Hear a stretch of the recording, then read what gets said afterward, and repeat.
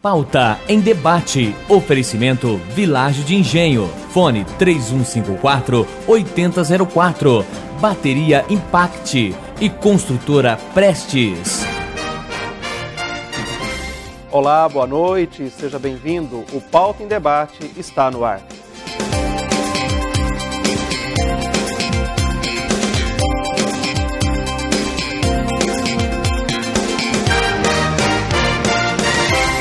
No Pauta em Debate desta noite, nós vamos tratar a respeito do marketing e também a relação do marketing com a questão das vendas. Sobretudo nesse período de crise que nós passamos no país, é um tema super interessante para quem está diretamente ligado ao comércio.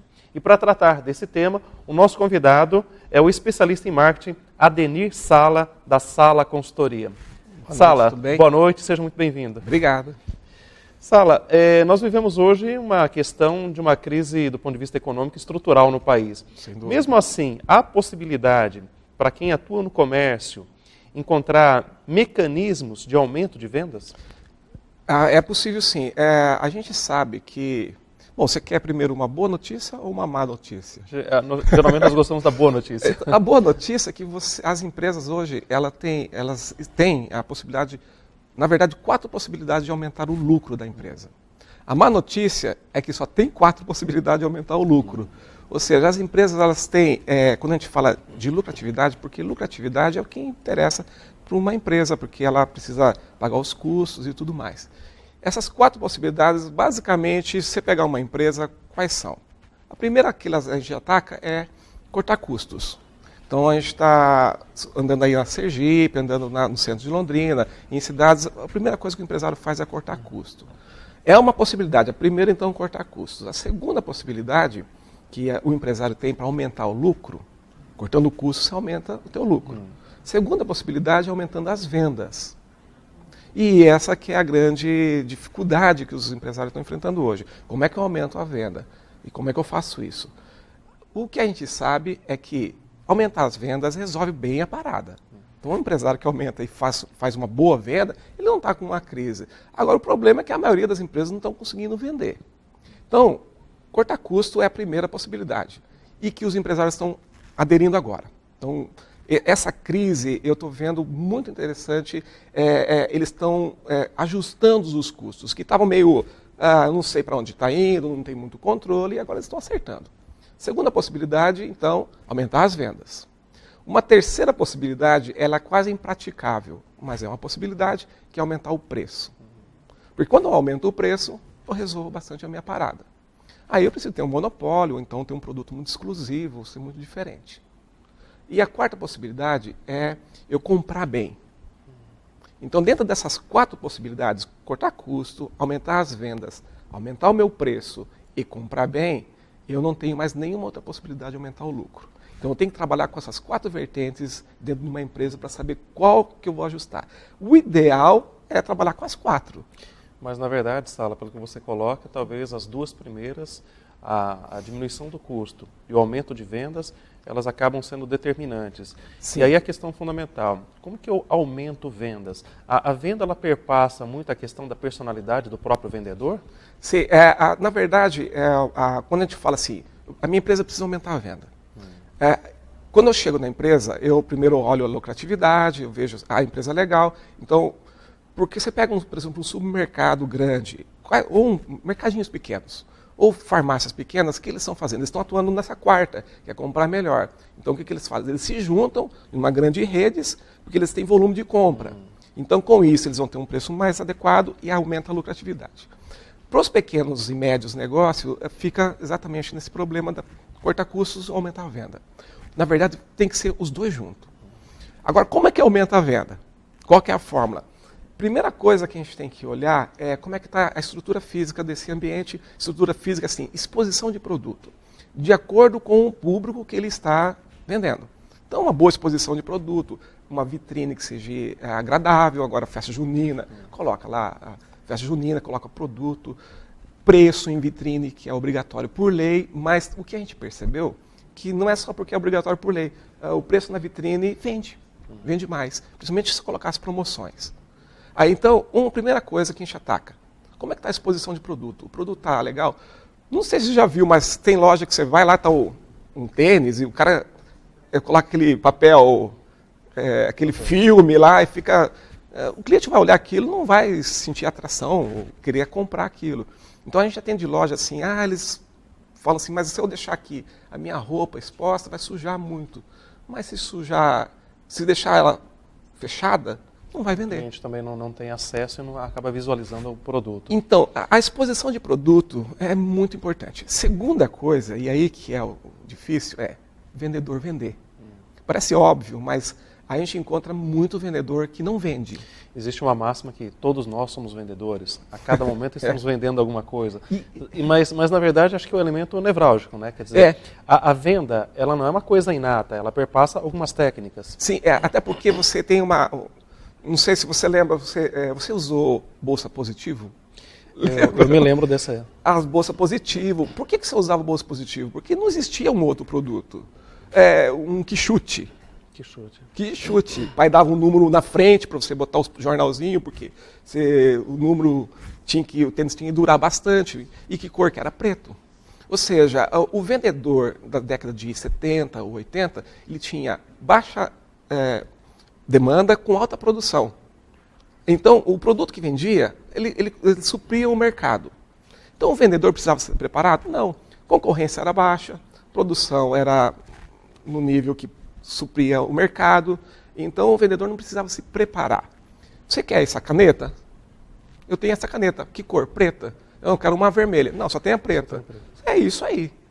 Mas a partir dos anos 80 e finalzinho dos anos 90 começou a vir muitos produtos. Então hoje é a questão de alguns postos de gasolina, né? Você encontra tudo nesse determinado posto de gasolina, porque a concorrência... É quase igual ao celular, né? Exatamente. Todas as funções. Você tem a concorrência está muito disforme. Então todas as lojas vendem de tudo. Então eu consigo comprar um livro hoje num posto de gasolina.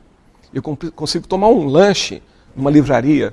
Quer dizer, na medida que você aumenta essa diversidade de produtos, você necessariamente tem que ter também um vendedor mais apto, inclusive, para saber diferenciar e oferecer de maneira mais adequada esse produto ao seu cliente. Exatamente, porque, como eu falei, antigamente, no passado, não muito atrás assim, o vendedor ele não precisava se preparar muito, conhecer produto, conhecer cliente, ou ter essa preocupação. A partir dessa diversificação de produtos, ele precisa te falar, olha, esse tênis ele tem uma camada de proteção, esse produto tem esse diferencial, ele precisa estudar o produto. Então, costuma brincar assim, né? Antigamente a mãe falava assim, esse menino não quer fazer nada na vida, só serve para uma coisa, para ser vendedor.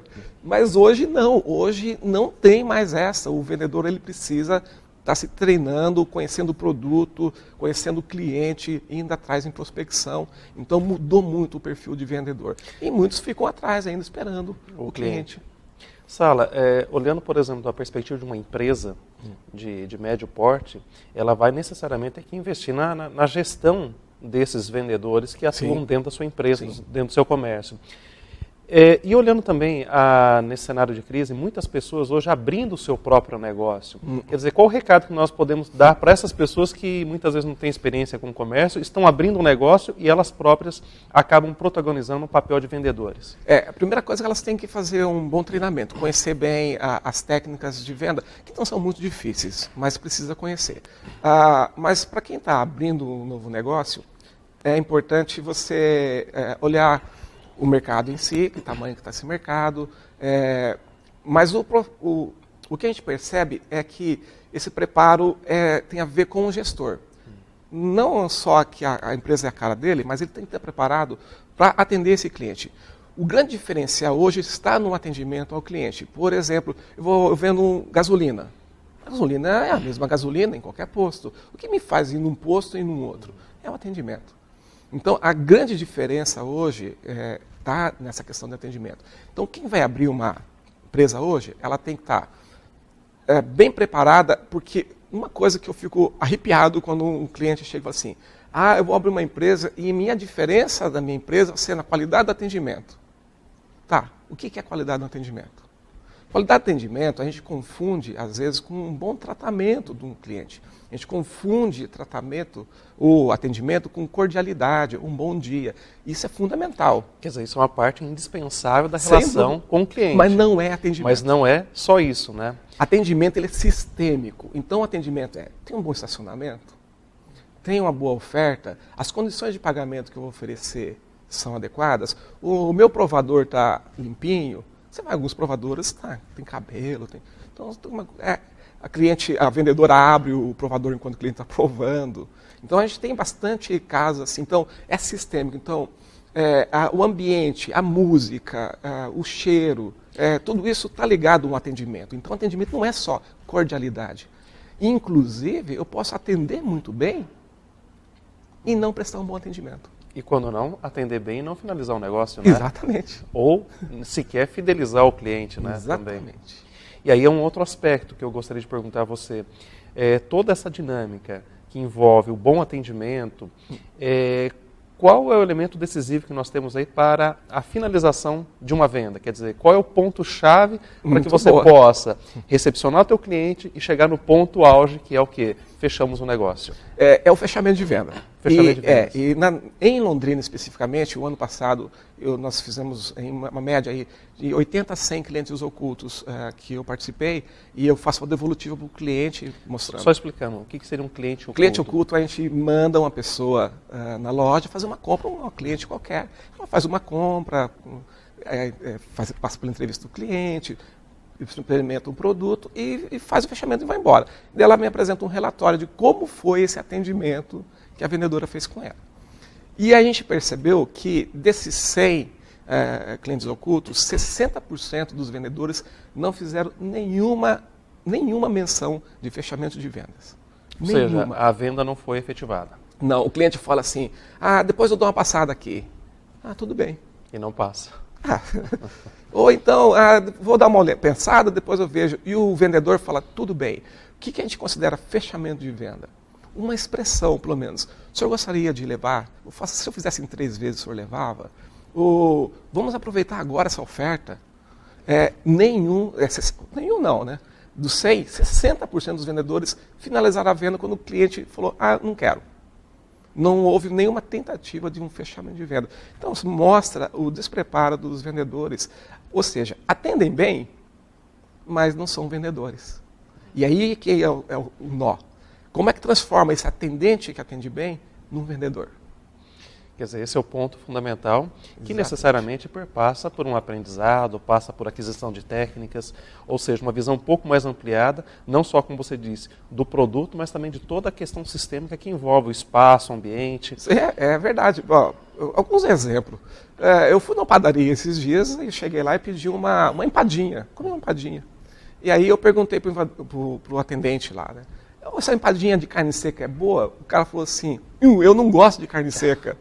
Ou seja... Ele depõe contra o produto que ele está comercializando. Ele expressa a sua opinião. E a gente fala que uma boa ferramenta de vendas é fazer perguntas. Então, qual que seria o ideal desse cara?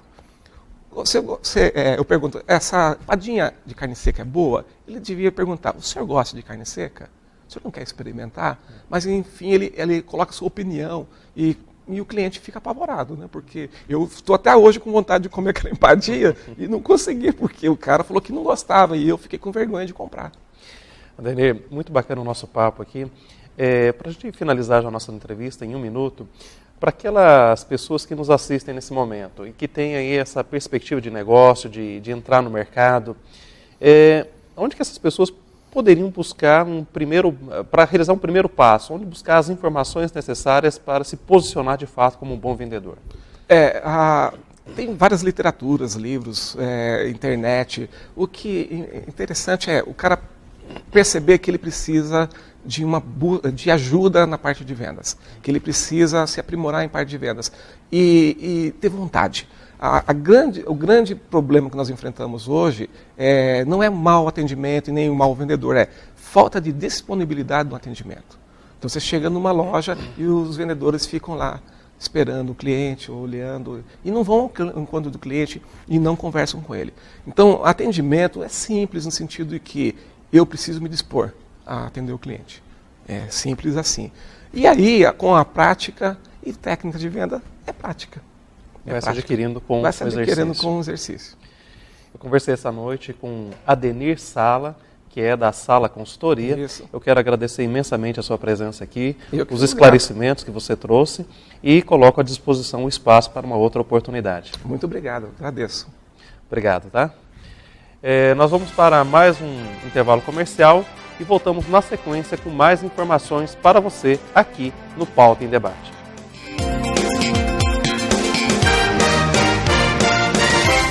Você vive sem tempo para academia, mas sonha com um corpo durinho, bonito e mais saudável? A Physical Shop tem a solução. Você precisa do Body Slimmer. Ligue agora e garanta o seu. Com 15 minutos por dia, você enrijece os músculos, perde gorduras, previne doenças e ganha qualidade de vida. Comece agora mesmo. Ligue 0800 400 5457. A ciência já provou a eficácia das plataformas vibratórias, mas como o Body Slimmer não há nada igual. Você guarda e leva para onde quer e evolui mais associando exercícios aos elásticos. Não perca mais tempo. Ligue agora. 0800 400 5457. Tonifique seus músculos, melhore sua flexibilidade e circulação sanguínea. Previna celulite, varizes e dores na coluna. Equilibre seu sistema hormonal e viva melhor. Tudo isso sem sair de casa. Fique bem com o seu corpo o ano inteiro. Peça o seu Body Slimmer agora mesmo pelo www.physicalshop.com.br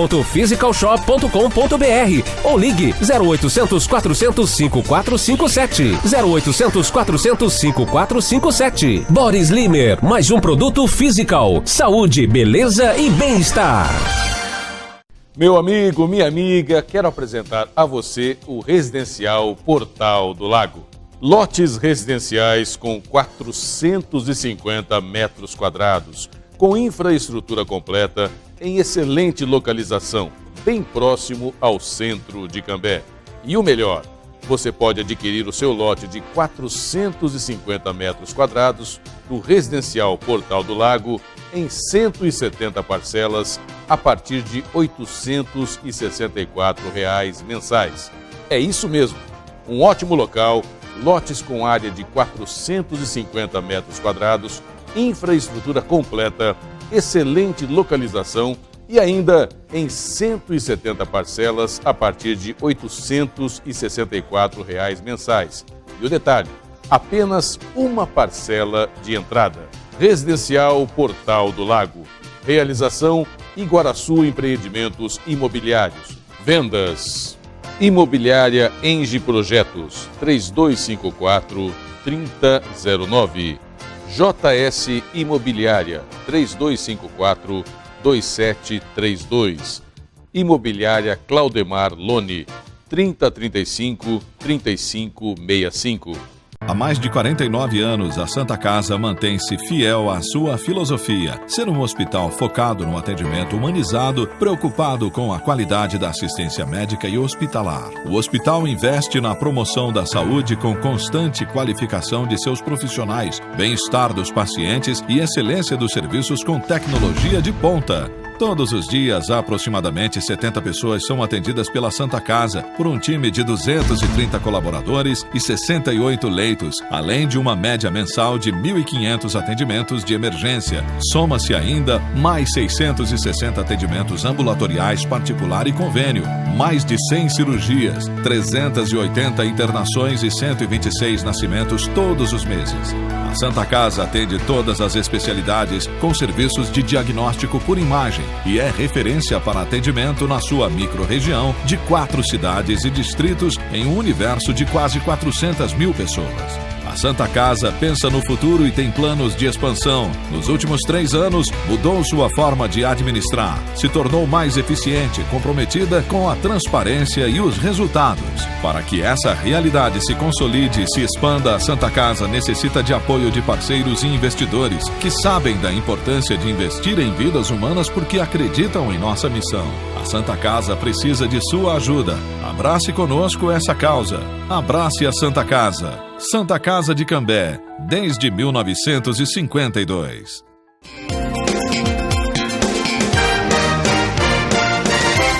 Estamos de volta com o Pauta em Debate.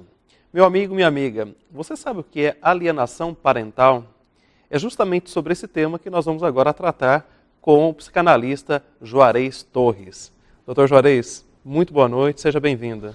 Prazer estar aqui mais uma vez, Clodomiro, e vamos falar um pouquinho sobre isso, que é um tema atual. Alienação parental é quando uma parte, normalmente a guarda de uma criança, a tendência da justiça brasileira é deixar com a mãe. E a mãe acaba usando como moeda de troca, entendeu? Ou de vingança com o pai, justamente a alienação parental. Ela acaba usando a criança para punir o pai por causa da separação. Ou seja, numa relação de separação entre marido e mulher, quem acaba sofrendo, já por uma naturalidade, é a criança. A criança. E ela acaba sofrendo duplamente quando ela se torna moeda de troca ou objeto, né? Exatamente. Dessa discórdia entre pai e mãe. Exatamente. E muitas vezes o pai acaba entrando nesse jogo. Falta um pouco de sabedoria, às vezes, porque dependendo do nível da separação, a grande maioria das separações são traumáticas, de alguma forma. Não há uma absorção de culpabilidade, onde a mulher, a esposa, o marido diz assim, eu errei nisso e você errou nisso. E aí acontecem coisas do tipo, assim, a mãe fala assim para o filho, eu vou te arrumar que seu pai vai estar chegando aí. Aí passa 3 horas, a mãe fala assim, o seu pai não veio, vamos sair para tomar sorvete? Só que o pai não tinha dito que ia.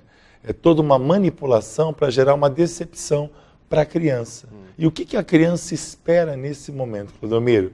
Ela espera exatamente que o pai lute pela criança, porque ela está no meio de um tiroteio. Se a separação ocorre na adolescência, pior ainda, que é uma fase de transição.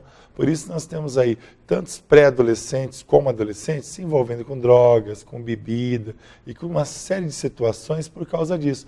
Porque a tendência da criança, do jovem, é ficar do lado da pessoa mais frágil, se une a essa pessoa, que no caso é a mãe, e quando a idade adulta chega, tenta uma reaproximação com o pai. Só que a alienação parental gerou o quê?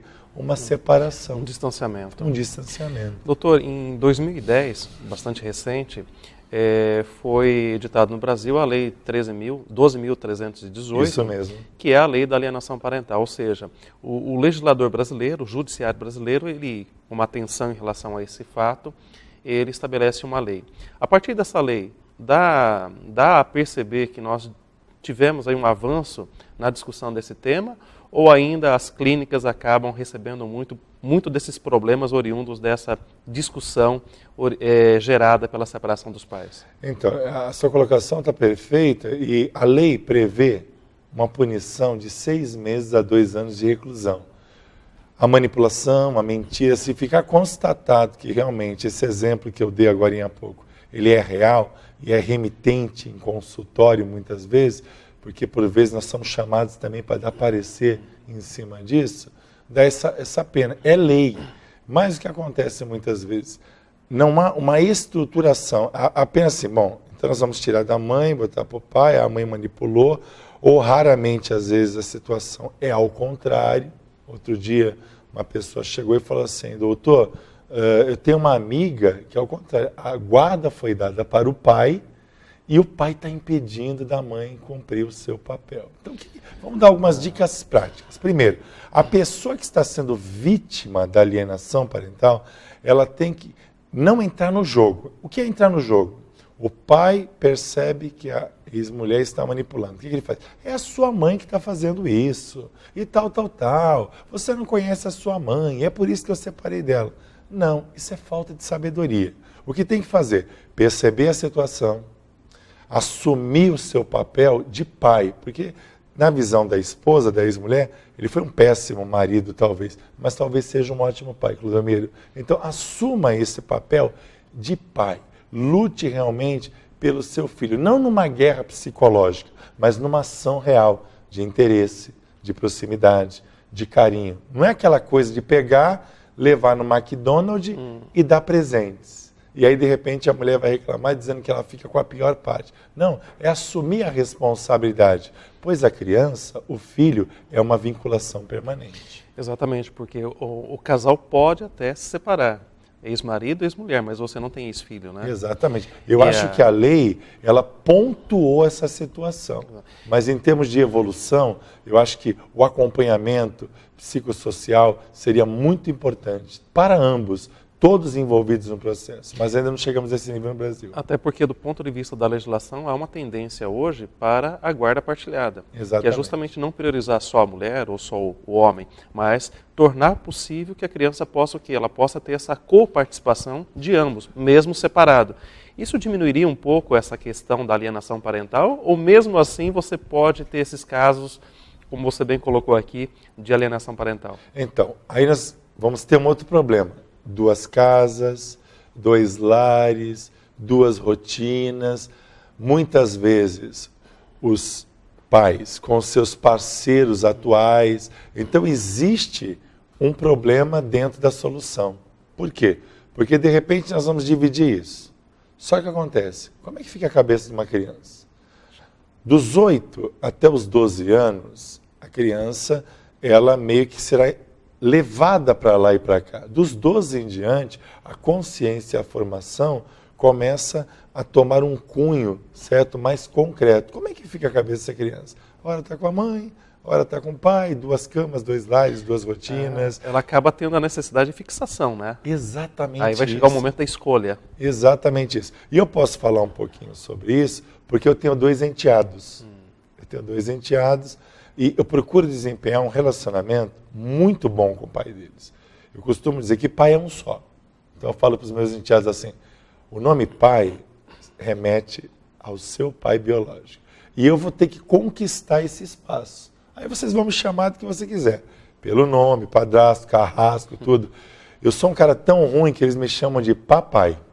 Então, eu acho que eu cumpro o meu papel. Conquistou esse espaço. Conquistei. O que eu faço? A cada 2 meses, ou 3 meses, eu converso com o pai deles para discutir rotinas, dia a dia, desafios, educação. Por quê? Porque existe uma vinculação entre ele e a minha esposa, que era ex-mulher dele, certo? Então, essa coisa assim, de a gente pensar o seguinte, não deu certo o casamento? Não deu. Mas por que não pode dar certo o cuidar dos filhos que foram inseridos aqui, não pediram para nascer, certo? Para que eles pudessem ter um desenvolvimento saudável e passem a acreditar na família. Por quê? O que pode desenvolver alienação parental? Irritabilidade, baixo rendimento escolar, agressividade, depressão, certo? Então, a alienação vai gerar futuros pacientes para mim. É isso que eu ia colocar. Ela gera não só aspectos incisivos na questão comportamental psicológica, mas ela pode também desencadear doenças biológicas. Exatamente. Aí o que acontece? Ou seja, a criança é refém de uma atividade exercida pelo seu próprio genitor, né? E muitas vezes o genitor não tem essa consciência, né? Uma das coisas que eu fiz quando eu fui inserido na vida dos meus 2 enteados, e eu tenho a minha filha também, eu falei assim para eles assim, o mundo dos adultos é muito complicado. Então eu procurei desde pequenininho explicar isso para eles. Uma outra coisa que eu faço, né, porque se a psicanálise não funciona na minha casa, não vai funcionar na casa de ninguém, eu trabalho muito assim a figura do pai deles. Então, quando se aproxima o dia que o pai vai pegar os meninos para passear, para ter o seu tempo, eu sempre procuro falar assim, poxa, amanhã o seu pai vai estar aí. Você vai passear com o seu pai, vai fazer coisas diferentes do que você está acostumado a fazer comigo. Então eu potencializo tudo isso. Por quê? Porque eles não podem ser vítimas diante de um conflito. Mas alguém pode dizer assim, e quando é realmente aquela separação que foi traumática, e traição, e aquela coisa toda violenta, nada pode justificar a falta de sabedoria. Por quê? O prejuízo vai ser muito grande.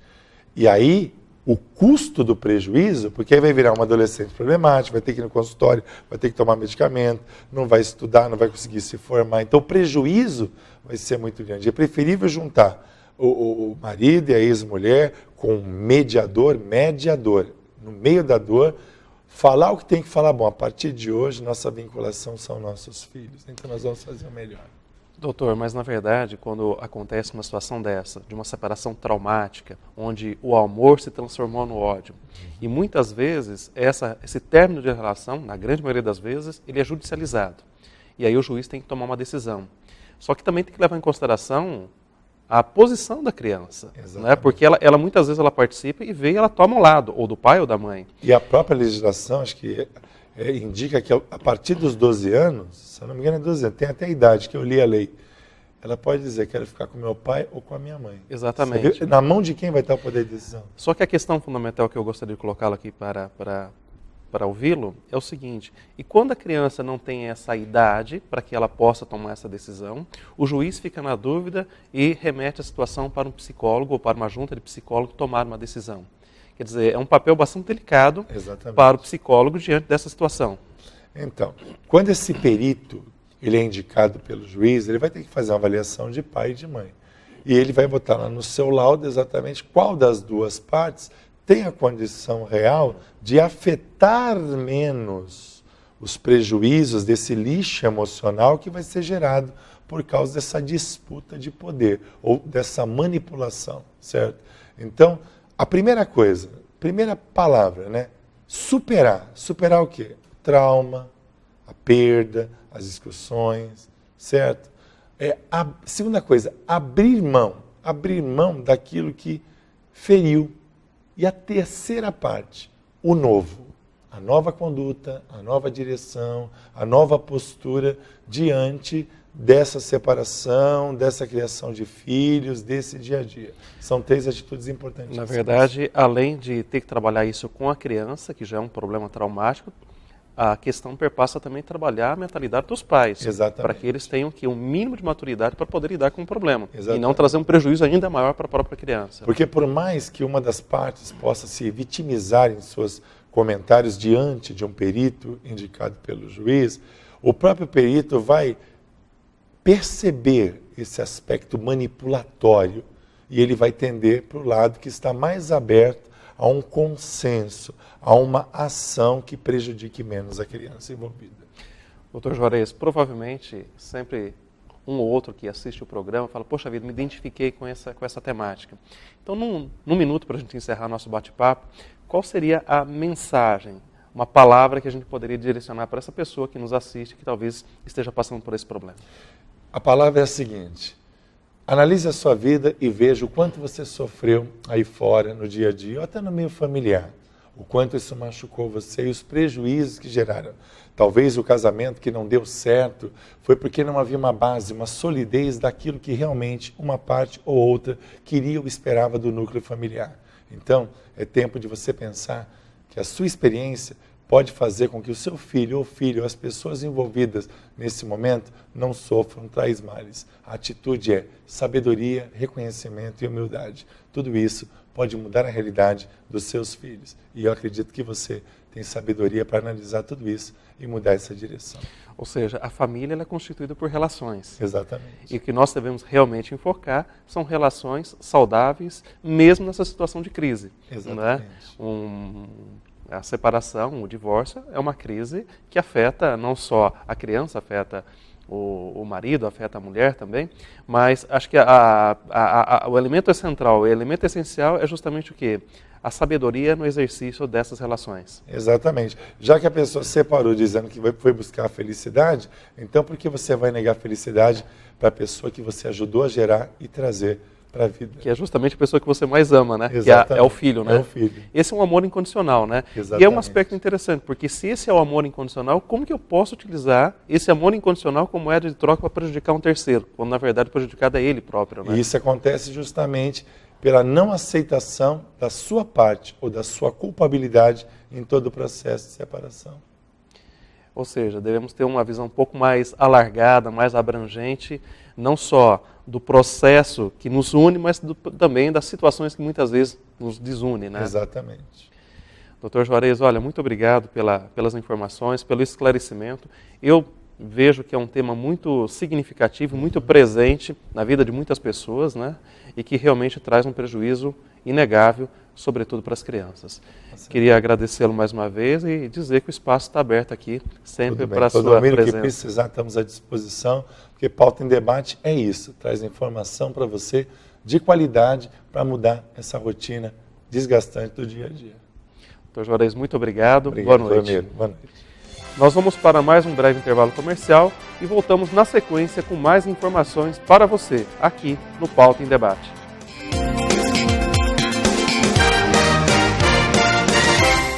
Meu amigo, minha amiga, quero apresentar a você o Residencial Portal do Lago. Lotes residenciais com 450 metros quadrados, com infraestrutura completa, em excelente localização, bem próximo ao centro de Cambé.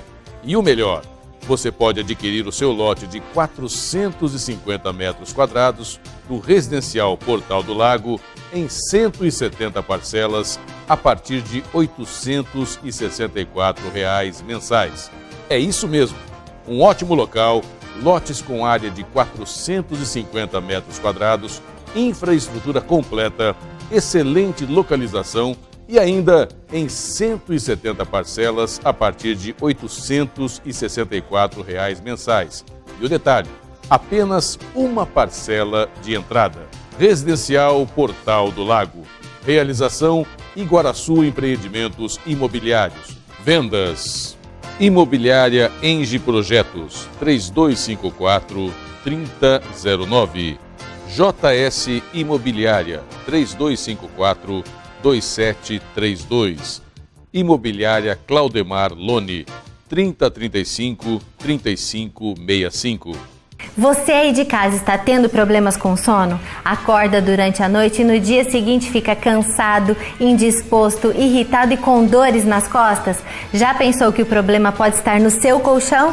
Eu tenho a solução. Physic Max, o colchão que vai te ajudar a dormir melhor, porque além de ser relaxante, tem tecnologia Rabatan, pastilhas de magnetismo e infravermelho longo que agem enquanto você descansa. Ligue agora, 0800 400 5457. Marque uma visita com nossos consultores e não se deixe enganar com qualquer outro colchão. O Physic Max é um produto physical que está no mercado há 28 anos com os melhores produtos. As 30 primeiras ligações ganham um box e ainda podem escolher entre 2 travesseiros magnéticos ou um sistema de massagem exclusivo. 0800 400 5457. Eu uso e recomendo.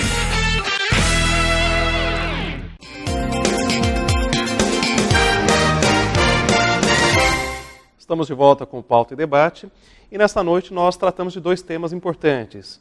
Como você assegurar vendas em tempo de crise e também a questão da alienação parental. Um problema que afeta a vida de muitas pessoas, sobretudo as crianças, objeto de pais separados. Se você gostou desse programa ou de outros e queira ter acesso a esse conteúdo, basta você entrar no YouTube, /Pauta em Debate, e você tem acesso a esse e também a outros programas. Você também pode ter acesso por meio do nosso Facebook. Sugestões, comentários e críticas também podem ser enviados diretamente à produção do programa.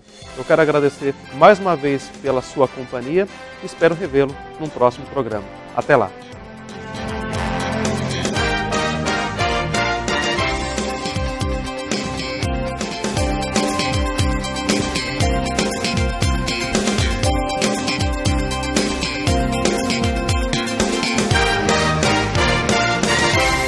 Pauta em Debate. Oferecimento Vilagem de Engenho. Fone 3154-8004. Bateria Impact e Construtora Prestes.